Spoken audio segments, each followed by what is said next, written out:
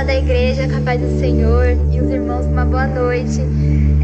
Eu estou aqui e sabe quando você começa a pensar que tem no seu coração uma chama e eu vejo a igreja agora e a igreja está vazia, mas eu sei que a igreja está aqui. A igreja está aqui e está aqui com vocês no Facebook online. Então Deus pode falar com a gente onde a gente estiver. E o Val, ele falou pra mim esse dia, né? E eu fiquei pensando na palavra que eu poderia trazer.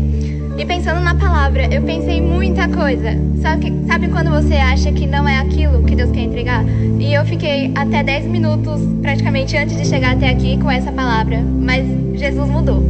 E Jesus mudando essa palavra, ele falou pra mim que já tinha preparado. Algo que eu já tinha preparado, algo que eu já tinha feito ontem. Foi uma carta. Gente, simplesmente uma carta. E é isso que eu vou falar pra vocês hoje. E pra eu começar, eu quero falar pra vocês, estejam junto comigo. Vocês vão pensar comigo agora, quando eu fiz essa carta, você ri com ele não é crente, pensa no amigo que não é crente. E você ri com ele, você já passou momentos tão bons, momentos tristes também, mas você esteve ao lado dele porque ele esteve chorando e você esteve ao lado. Momentos que ele, não sei, te fez passar vergonha, você sabe que amigo que é. A gente também se preocupa, sabe por quê? Porque essas coisas é um amor, e tem um amor, mas elas são passageiras. Ainda que a gente se alegre, é um amor que é passageiro, vai passar, porque a gente vai passar nessa vida. Só que a gente conhece um amor que não passa, um amor que é eterno, que aquelas pessoas com quem a gente come, com quem a gente conversa, com quem a gente ri, são justamente seres eternos. São pessoas que elas têm almas e elas vão viver eternamente. Então é por isso que é urgente você pensar naquele que é seu amigo e não aceitou a Jesus ainda. Escrevi a carta e eu vou dando uma olhada aqui. Tem um versículo, 1 Coríntios 13:13. Vou ler.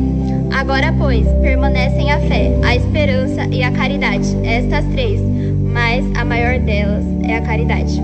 Ou numa outra versão, agora, pois, permanecem a fé, a esperança e o amor. Entre esses três, o amor é maior. E eu fico pensando, por que o amor é maior? A fé é justamente as coisas que não se pode ver. É a prova das coisas que não se pode ver. A sua fé, você não pode mostrar. E a esperança te dá um conforto, que você é salvo em Cristo Jesus. Mas a esperança conforta você. Só que o amor é o único que beneficia diretamente aquele que é o seu próximo. Porque pelo amor, você começa a perceber que Jesus ele te amou de tal maneira. E você vê que o amor é aquele que resume toda a lei de Deus. Porque o amor é mais tangível. Nós nascemos e vivemos e vemos o amor. A palavra fala como você pode amar a Deus, mas que você não ama o seu irmão a quem você vê. Deus você não vê. Se você ama o seu irmão, se você vê o seu irmão, você amará a Deus, porque você ama seu irmão. E da lei de Deus, a gente tem 2 mandamentos que resumem toda a lei de Deus. O segundo é ama teu próximo como a ti mesmo. E o primeiro mandamento é ama a Deus acima de todas as coisas. A gente cresce na igreja ouvindo esse versículo, ama a Deus de todas as coisas. Mas a gente sabe o que é amar a Deus acima de todas as coisas. Porque eu só descobri o que é amar a Deus acima de todas as coisas quando eu entrei no meu quarto, fechei a minha porta e eu falei, Jesus, eu me entrego toda a minha vida pro Senhor. Toda, porque é o Senhor que me amou de tal maneira que você não compreende quão grande é o amor que é dele. E você começa a perceber que esse amor, ele te alcança. E eu comecei a entender quem Deus é. E você começa a entender quem Jesus é. Você conhece Jesus. E você fica apaixonada, fascinada, capturada por Jesus. Então você fala, Jesus, quem é Jesus? E eu falo pra você, o que Jesus significa pra você? Eu posso falar o que Jesus significa pra mim. E é muito importante essa pergunta, porque muita gente fala de Jesus. É que nem aquele hino das crianças, quanta gente fala sobre Jesus. Deve ser alguém de coração, deve ser alguém muito importante. A gente encontra pessoas com amor tão grande, acho que vocês conhecem o hino. E a gente começa a pensar, quem é Jesus? Jesus, ele é o único caminho. Ele é a única maneira de eu achegar-me a Deus, sem que eu me sinta culpada. Por quê? Porque, gente, Deus, ele não é qualquer ser que você cria na sua mente. Deus, ele é um ser que se revela. E Deus, ele se revela como um Deus santo. Se ele é um Deus que é santo, pensa, o homem não poderia. A Bíblia não é obra humana, porque nenhum homem ia querer um Deus como esse, porque esse Deus é santo e a gente é pecador. Pecador porque nenhum homem buscou a Deus. Quando a gente não tinha conhecimento de Deus, quando foi que você buscou a Deus? Quando foi que você, sem conhecimento de Deus, foi e falou: eu quero viver em santidade, eu não quero mais mentir, eu não quero mais pecar, pecado. Você não sabia nem o que era.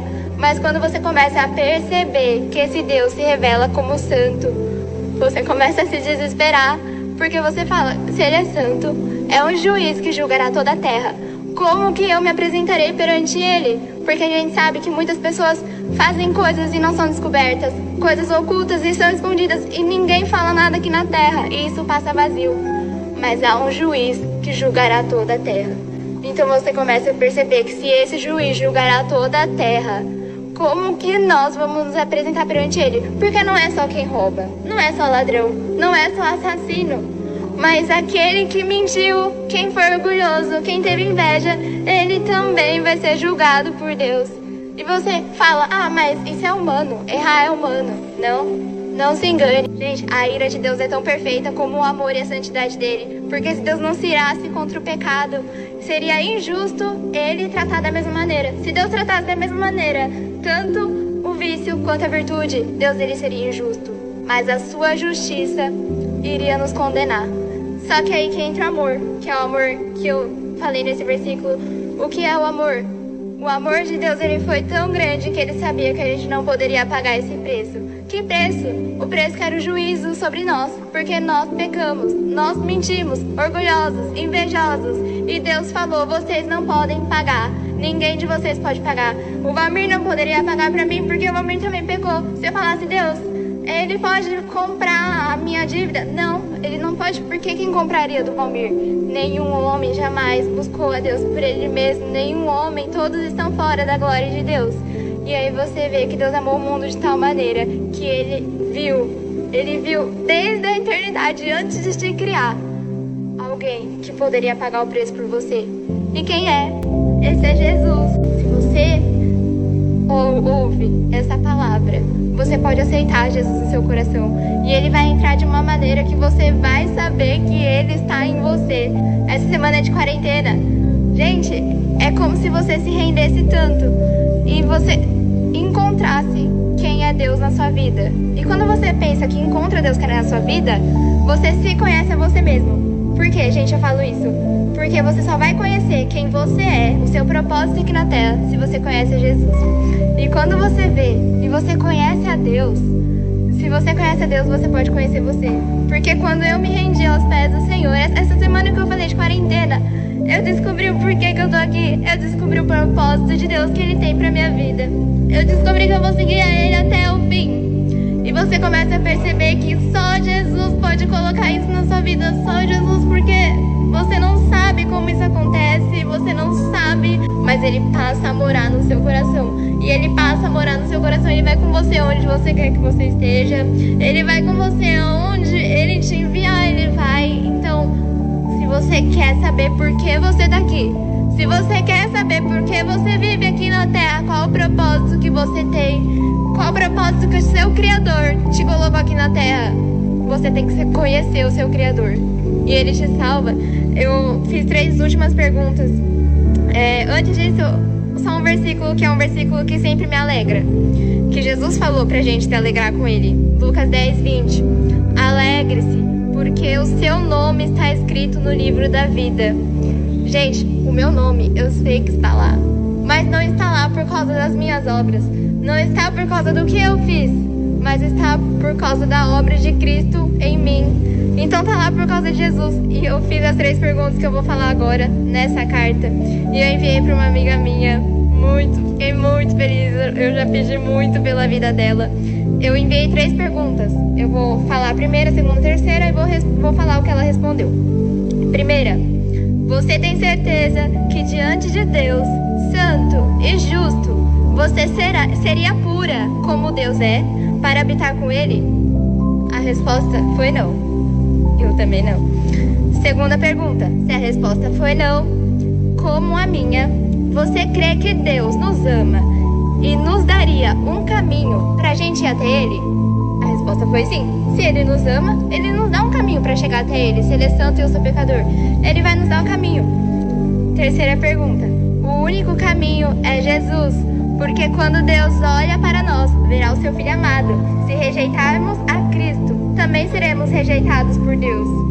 Mas no seu coração, agora mesmo até, você pode aceitar a Ele como seu Salvador e deu a vida por você. Porque todos ouvirão sobre Jesus, mas é nessa vida e única aqui na terra que você escolhe. Você aceita Jesus como seu Senhor e Salvador? E a resposta foi sim, numa carta, e você pensa, que é isso? É Jesus. E aí eu terminei escrevendo, isso é um convite. Isso é um convite para Jesus entrar na sua vida. Mas não é por força nem por violência, é pelo Espírito de Deus. É por isso que eu clamei numa madrugada por ti. Tem que clamar, hein, pelo seu amigo, tem que orar pela obra de Deus na sua vida. Eu escrevi isso pra você, porque Jesus vive, Ele mudou a minha vida. Crê nisso, Ele entra na sua vida, na sua casa, família, amigos, verão que Deus é contigo. E isso não é por causa do dinheiro ou status, mas é provado pelo amor que reflete o Senhor Jesus. Deus quer te salvar, Jesus vem para te salvar, porque sem Ele nada tem sentido. Atenciosamente vive a Sayuri. E lendo essa carta, eu também faço um convite para você, tanto para você que ouviu e pensou nesse seu amigo que não é crente e você sabe que é urgente porque é só uma vida e você conversa com ele, você come com ele, você passa o dia inteiro com ele e nunca falou de Jesus. Como você fala que ama o seu amigo se você não fala pra ele que existe um céu, uma eternidade onde ele vai habitar ou não vai? Então você começa, eu faço esse convite, faça essa carta, envia pro seu amigo, porque pode ser alcançado, ora a Deus, e Ele te dará sabedoria, como Ele deu pra mim isso aqui. Você acha que eu ia pensar nisso? Não, é Deus. E o segundo convite que os nossos pastores podem fazer, falar, é também você que ouviu e não conhece a Jesus. Que você passou a ouvir isso que eu falei pra você e falou, meu Deus, será que Jesus é tão importante assim? Será que realmente eu preciso de Jesus? E eu te convido, se você no seu coração, assim como eu enviei essa carta simples, aceitar Jesus agora, Ele entra, Ele muda a sua vida, Ele transforma, Ele liberta, Ele resgata e Ele salva. Então você pode falar, se você quiser, eu não tô mexendo, meu Deus, eu vi a minha imagem agora. Você coloca nos comentários, você procura alguém e fala, olha, eu quero Jesus, eu só quero Jesus, só quero Jesus. E Ele entra na sua vida. E é isso que eu queria falar pra vocês. A gente vai continuar, mas agradeço a oportunidade em nome de Jesus.